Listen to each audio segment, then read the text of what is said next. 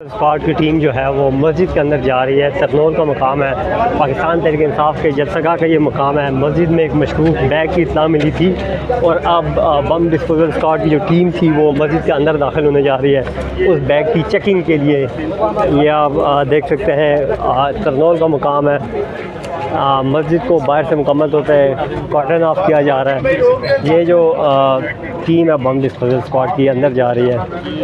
इमाम मस्जिद भी जो है वो भी मौजूद है। मस्जिद के गेट को जो पुलिस ने ताला लगा वापस खोला जा रहा है और अब जो है ये टीम जो है वो अंदर जा रही है मस्जिद के।